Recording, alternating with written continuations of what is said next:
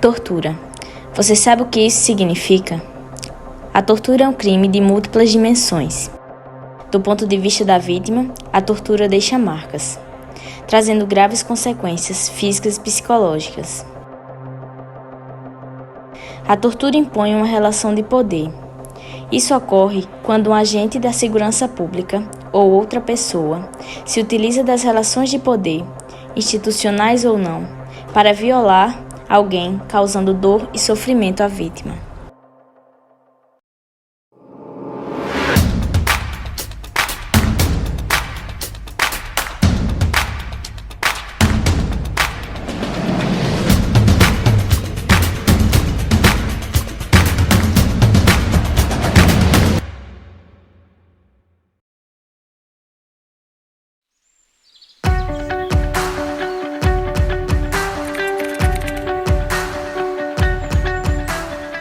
Estamos aqui na Universidade Federal da Paraíba para entrevistar Breno Marques, perito do Mecanismo Estadual de Prevenção e Combate à Tortura. Meu nome é Breno, eu sou perito do Mecanismo Estadual de Prevenção e Combate à Tortura e atualmente estou na coordenação geral do mecanismo. Eu sou formado em Direito e sou professor voluntário aqui da UFPB, também sou advogado. O Mecanismo de Prevenção e Combate à Tortura aqui na Paraíba, ele surgiu em 2011. A ideia era que o Brasil, a partir de uma série de acordos internacionais, cumprisse e formulasse sistemas de prevenção e combate à tortura. Sistema Nacional de Prevenção e Combate à Tortura, formado pelo Mecanismo Nacional de Prevenção e Combate à Tortura e Comitê Nacional, e os sistemas estaduais, formados pelo Comitê Estadual e pelos mecanismos estaduais. Então, o mecanismo aqui na Paraíba ele surge em 2011, mas ele só é efetivado em 2018 com a nomeação da primeira equipe, formada por 3 peritos. Esses 3 peritos eles recebem um mandato de 3 anos, com possibilidade de recondução por mais 3 anos. Então, o objetivo do mecanismo estadual é a realização de inspeções em locais de privação de liberdade, sejam eles unidades prisionais, hospitais psiquiátricos, centros socioeducativos para adolescentes, instituições de longa permanência para idosos e todos os espaços que estão mantidos pelo Estado ou não, que fazem a privação de liberdade ou que impedem que as pessoas saiam desse espaço.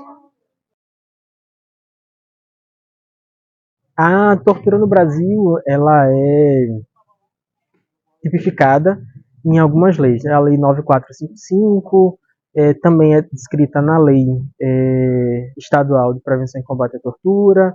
Enfim, existe uma série de normas no Brasil que regulamentam a tortura. Basicamente, a concepção que a gente parte é uma concepção da lei, mas é também uma concepção pautada na nossa atuação diária. Então, a lei indica que a tortura é todo constrangimento que é feito mediante violência ou grave ameaça, que importe aí algum sofrimento físico ou mental a qualquer pessoa.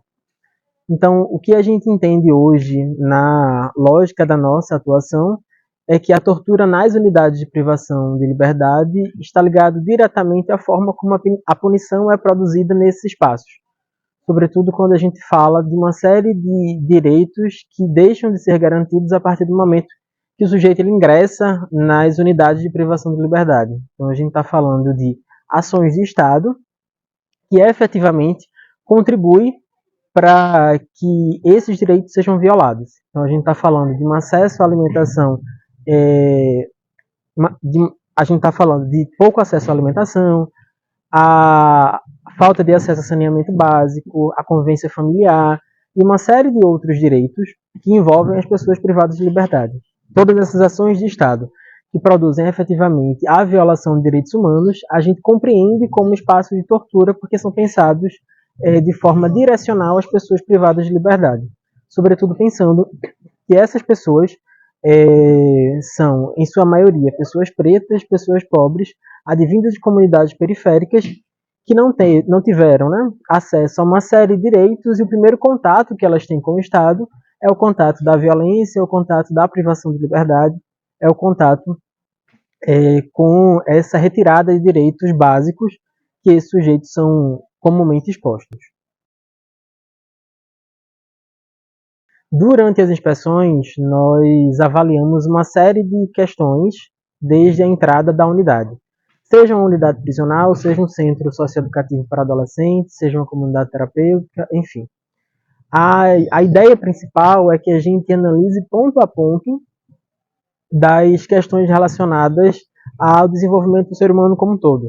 Então, o acesso ao trabalho, o acesso à alimentação, à higiene, a saneamento básico, a assistência material e todos esses direitos que são preconizados na Lei das Execuções Penais, então, e no Estatuto da Criança e do Adolescente, e também no SINASE. Então, esses instrumentos, eles regulamentam a nossa atuação, mas eles regulamentam a nossa visão sobre como esses direitos são violados. Então, quando a gente entra na unidade, a gente procura inspecionar a cozinha para ver como a alimentação está sendo produzida, o espaço da equipe multidisciplinar para ver se tem alguma equipe da Política Nacional de Atenção Integral à Saúde às Pessoas Privadas de Liberdade, que é a PNASP.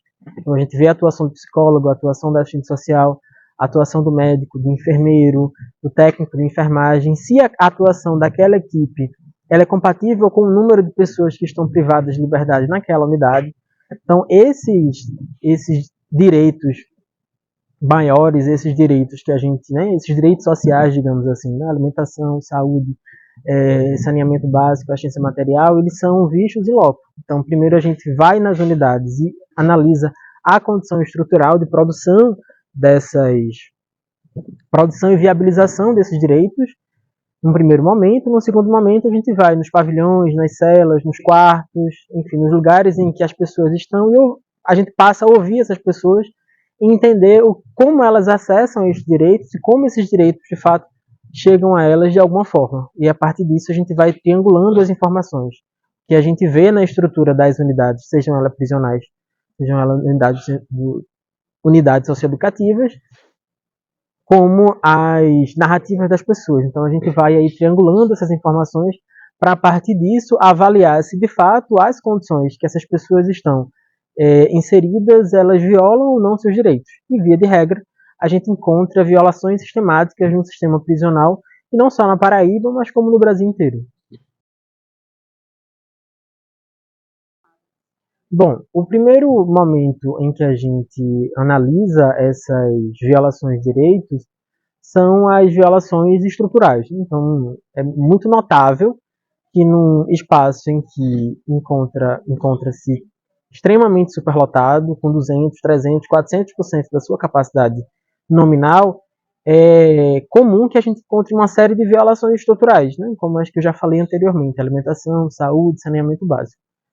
Essas violações, elas também acabam se somando às violações relacionadas à prática de agentes de Estado contra pessoas privadas de liberdade. Então, a gente está falando aí de violência física, coação moral, de violência psicológica. Então, essas violências, elas são sistematizadas, tanto as estruturais quanto as que as pessoas apresentam, a partir de um relatório que é consubstanciado com as narrativas das pessoas e com as fotos desses espaços, e esses relatórios eles são enviados para as entidades e para os órgãos que recebem as recomendações do mecanismo. E aí, a partir disso, os órgãos, por impulso oficial, passam a construir inquéritos, construir uma série de instrumentos institucionais que garantem a possibilidade de escoar essas denúncias e essas violações de direitos que a gente acaba identificando nas unidades. Bom, o maior desafio dos mecanismos, não só do Mecanismo Estadual de Prevenção e Combate à Tortura aqui na Paraíba, mas do sistema de prevenção e combate à tortura como um todo, primeiro, está relacionado à falta de estruturação dos órgãos. Então, falar hoje sobre tortura é muitas vezes uma lógica uma tarefa, na verdade, muito espinhosa e muito difícil, considerando que a gente desenvolveu uma série de argumentos sociais, opiniões públicas sobre a punição das pessoas que estão em conflito com a lei, que cometem algum crime. Então, a aceitação social de órgãos que garantem a possibilidade de permitir que essas pessoas acessem os seus direitos, a possibilidade de existência desses órgãos não é vista de uma forma aceitável pela sociedade, esse é o seu primeiro momento. O segundo é a falta de estruturação relacionada ao próprio Estado, né? O Estado brasileiro investe muito pouco na prevenção e combate à tortura, né?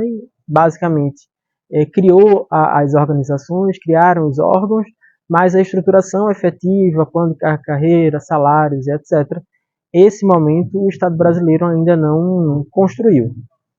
A terceira dificuldade que a gente observa é, de fato, na própria construção da prisão enquanto um espaço de punição. Então, as nossas prisões, elas são extremamente superlotadas, baseadas e pautadas numa lógica de Estado que é encarcerar e matar pessoas pretas e pobres. Então, faz com que, mesmo que as recomendações do mecanismo sejam apresentadas, o próprio Estado não tem condições suficientes de garantir que esses espaços deixem de violar direitos, porque a própria natureza do espaço ela é violadora. Então, o que nós temos hoje como dificuldade é que a execução das recomendações do mecanismo em termos de garantia de direitos, ela não segue a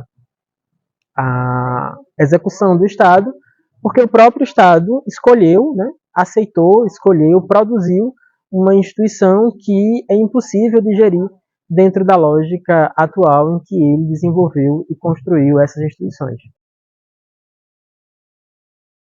Bom, é possível acabar com a tortura no Brasil se a gente acabar com as unidades de privação de liberdade. Então, as instituições elas só conseguem, de fato, evitar que a tortura aconteça no dia que no dia que a lógica da punição ela acabar. Isso em termos ideais, a longo prazo.